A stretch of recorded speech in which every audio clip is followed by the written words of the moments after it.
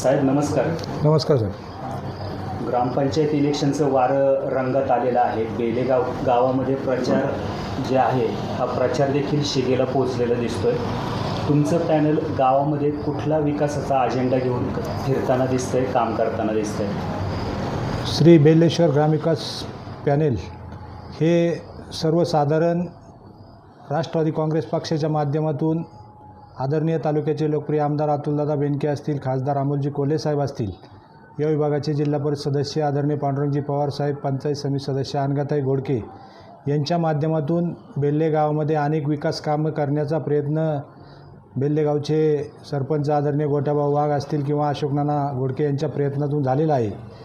सांगायला अभिमान वाटतो की आत्ताच आपला बेल्ला जेजुरी जो बेल्ल्यामध्ये रस्त्याचा अडथळा होता तो आदरणीय आमदार साहेबांनी त्या ठिकाणी पुन्हा एकदा त्याची वर्क ऑर्डर करून तो रस्त्याचं काम अतिशय प्रगतीपथावर चालू आहे. आज जर पाहिलं तर बेल्ल्यामध्ये जे अंतर्गत रस्ते आहे त्याच्यासाठी सुद्धा आमदार साहेबांनी निधी टाकलेला आहे आणि भविष्य काळामध्ये बेल्लेश्वर ग्रामविकास पॅनलचे सरपंच होतील त्यांच्या माध्यमातून तो रस्ता पूर्ण करण्याचा शब्द मी तुम्हाला देतो. आणि विशेष राहिला तर बेल्ले गावामध्ये जो कचऱ्याचा प्रश्न असेल त्या कचरा प्रश्नावरती अनेक वर्ष तो कचऱ्याचा प्रश्न राहिलेला आहे, त्याच्यावरती आपण प्रक्रिया करून तो कचऱ्याचाही सुद्धा प्रश्न बेल्ले गावामध्ये मिटवण्याचा प्रयत्न बेल्लेश्वर ग्रामविकास पॅनलच्या माध्यमातून नक्की होईल. बेले हे सांस्कृतिक ऐतिहासिक वारसा असणारं गाव आहे, परंतु या गावामध्ये मात्र राजकीय चिखलफेक मोठ्या प्रमाणावर होताना दिसते. नेते मंडळी एकमेकाचे पाय ओढताना दिसतात. पाठीमागे देखील मोठा राडा दोन्ही आजी माजी आमदारांनी इथे समोरासमोर झाला होता. गावचा विकास कुठेतरी खुंटलेला दिसतोय. नाही, विकास खुंटला म्हणता येणार नाही, परंतु नेते मंडळींच्या मी मोठा की तू मोठा ह्या श्रेय लढाईमध्ये गावाचा विकासाला त्यांनी अडथळा आणलेला आहे. सर्वसामान्य जनतेला गावचा विकास करत असताना या राष्ट्रवादी काँग्रेस पक्षाच्या माध्यमातून जे नेते मंडळी आहे त्यांनी सरकारी दवाखाना जर पाहिला, आज आदरणीय पांडुरंगजी पवार साहेबांनी जिल्हा परिषदेमधून जनावरांचा दवाखाना अतिशय सुसज्ज बनवलेला आहे. त्या ठिकाणी मी कालच बाईट देताना सांगितलं की आपल्या जुन्नर तालुक्यामध्ये जनावरांचा एक्सरा मशीन असेल ते कोणत्याही आपल्या तालुक्यामध्ये दुग्धविकास मंत्री सुनीलजी केदार साहेबांच्या माध्यमातून अशोकनाना घोडके यांनी त्या ठिकाणी पाठपुरावा केला आणि 55 लाख रुपयाची एक्सरा मशीन बेल्ले गावच्या जनावरांच्या दवाखान्यामध्ये उपलब्ध केली. त्याच्यामधून अनेक शेतकऱ्यांच्या जनावरांचा एक्सरा काढण्यामध्ये अनेक शेतकऱ्यांचे पैसे वाचलेले आहेत. आणि दुसरा विषय जे आपलं उपकेंद्र आहे ते उपकेंद्रामध्ये आज 2,000 ते 2,500 OPD महिन्याला त्या ठिकाणी होत आहेत. अतिशय सुंदर त्या ठिकाणी दवाखान्याचं नियोजनसुद्धा जिल्हा परिषदच्या माध्यमातून आमदार साहेब, खासदार साहेबांच्या माध्यमातून गावचे सरपंच आदरणीय गोट्याभाऊ वाघ यांनी पाठपुरावा केला. विशेष लोक सांगतात की कामं झाली नाही, पण बेल्ले गावच्या जे पाण्याचा प्रश्न होता अनेक वर्ष या गावामध्ये टँकरची व्यवस्था होती, पण पिंपळगाव जोग्याचं जेव्हा कॅनल गेला आदरणीय वल्लभशेठ बेनके साहेबांनी त्या ठिकाणी तो कॅनल करण्यासाठी अतिशय मनापासून प्रयत्न केला आणि बेल्ले गावच्या ज्या ओढ्यावरती त्या ठिकाणी एस्केप बसवला. गावामध्ये तिन्ही बाजूनी पाणी त्या ठिकाणी आज एस्केपच्या माध्यमातून जाते. गावाचा पाण्याचा प्रश्न नक्की सुटलेला आहे आणि भविष्य काळामध्ये बेल्लेश्वर ग्रामविकास पॅनलच्या माध्यमातून गावाला आता जलसिंचन योजनेच्या माध्यमातून मोठं पाण्याचा त्या ठिकाणी निधी पडलेला आहे. नक्की या गावाला पाण्याचा प्रश्न भासणार नाही आणि गाव अतिशय या गावाला कोणत्याही पद्धतीची वेस नाही, पण बेल्लेश्वर ग्रामविकास पॅनलच्या माध्यमातून या गावाला तिन्ही रस्त्याला वेस बांधण्याचा प्रयत्न या बेल्लेश्वर ग्रामविकास पॅनलच्या माध्यमातून नक्की होणार आहे. गोट्याभाऊंचा सरपंच पदाचा काळ नुकताच संपला. जी कामं तुम्ही सांगितली, बेला जेजुरी रोड झाला, सरकारी दवाखाना झाला, ही जी कामं झाली ही जिल्हा परिषदेच्या माध्यमातून असतील किंवा आमदार निधीच्या माध्यमातून असतील, परंतु ग्रामपंचायत फंडाच्या माध्यमातून गोट्याभाऊंनी नक्की कोणती कामं केली?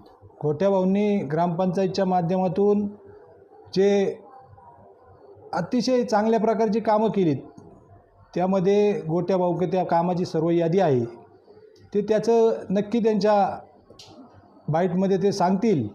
परंतु गोट्याभाऊसारखा एक तरुण सरपंच या गावाला लाभला. अनेक लोकांना सुखदुःखामध्ये त्यांनी मदत करण्याचं काम मी माझ्या डोळ्यांनी पाहिलेलं आहे. ज्यावेळेस कोरोनाची परिस्थिती होती त्यावेळे कोणी कोणाला भेटतसुद्धा नव्हतं. पण अनेक कुटुंबावरती असा प्रसंग आला दुःखद. त्यावेळी स्वतः गोट्या भाऊंनी त्या ठिकाणी जाऊन त्या लोकांना दवाखान्यामध्ये न्यायचं काम केलेलं आहे. त्यांच्यावरती अंत्यसंस्कार करण्याचा वेळसुद्धा गोट्या भाऊंनी स्वतः त्या ठिकाणी पुढाकार घेतला. एक वेळेस असं झालं होतं, ओढ्याला पाणी चालू होतं आणि त्या ठिकाणी त्या प्रेताला कोणी त्याला हे करीत नव्हतं. त्यावेळेस गोट्या भाऊ स्वतः त्या ठिकाणी पाण्यात उतरून ते प्रेत त्या ठिकाणी प्रयत्न केलेला आहे. म्हणजे अतिशय सक्षमपणे गोट्या भाऊंनी त्या आपल्या 2.5 वर्षाच्या काळामध्ये न्याय दिलेला आहे. स्मशानभूमी परिसर पहा तुम्ही, बेल्याच्या बैलघाटाचा जो विषय होता तो आमदार साहेबांच्या माध्यमातून त्यांनी अतिशय सुंदर असा बेल्याचा घाट बनवलेला आहे. आता जे बेल्याची स्मशानभूमीची परिस्थिती पहा तुम्ही, ही श्रेयवादामुळे त्या ठिकाणी स्मशानभूमीचं काम अपुरं पडलेलं आहे. जे या ठिकाणी कॉन्ट्रॅक्टर असतील त्यांनी काय हे काम बंद केलं?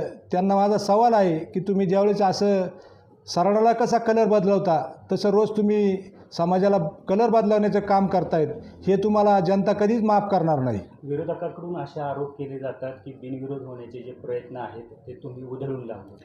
आणि बिनविरोध होण्याचं एवढं मोठं लोकसंख्येचं गाव असताना बिनविरोध ज्यावेळेस होतं त्यावेळेस नेते मंडळींनी गावामध्ये विकास करण्यामध्ये एवढी आदरणीय गोट्याभाऊ वाघ यांना एवढी अडचण केली, तर हे काय गावं बिनविरोध करू शकतात? आमचा तर प्रश्न असा होता की जो माणूस समाजासाठी काम करतो त्या माणसाचा कुठंतरी विचार व्हावा आणि त्याला संधी द्यावी. पण तुम्ही जर राजकारण डोळ्यासमोर ठेवून जर समाजासाठी 1-2 महिने त्या कार्यक्रमाला हजेरी लावून जर सरपंचपद मागत असाल तर ही जनता कशी त्यांना सरपंच करणार? राजाभाऊ गुंजाळचा गावावरती चांगला उरदस्त होता. त्यांच्यानंतर लोकांनी कुणाकडे पाहिजे किंवा तसा हात कुणाचा असेल किंवा त्यानंतर जो तो आपला प्रयत्न करतो की गावावरती आपलं वर्चस्व असावं असा प्रयत्न करतोय का? किंवा विकास कामात बरेच जण असे आडकाठी घालण्याचा प्रयत्न करतात, याचा काय परिणाम होतोय गावावरती? नाही, राजाभाऊ गुंजाळ यांनी गावासाठी त्यांचं केलेलं योगदान नक्की प्रेरणादायी आहे. परंतु ज्यावेळेस राजाभाऊंचे विचार आणि राष्ट्रवादी काँग्रेस पक्षाचे विचार ज्यावेळेस समोर येतात त्यावेळेस राष्ट्रवादी काँग्रेस पक्ष त्यांच्याविरुद्ध जे आत्ता लोक बोलतात ते त्यांच्याविरुद्ध लढलेतच ना. मग राजाभाऊवरती ते एवढं प्रेम करतात, हे आत्ता ते गेल्यावर प्रेम करण्यात मजा नसती. मागच्या वेळेस बी ते थांबले असते तर राजाभाऊ सरपंच होऊ शकले असते. आणि आत्ता त्यांचं प्रेम हे उतवालं हे समाज पाहतोय.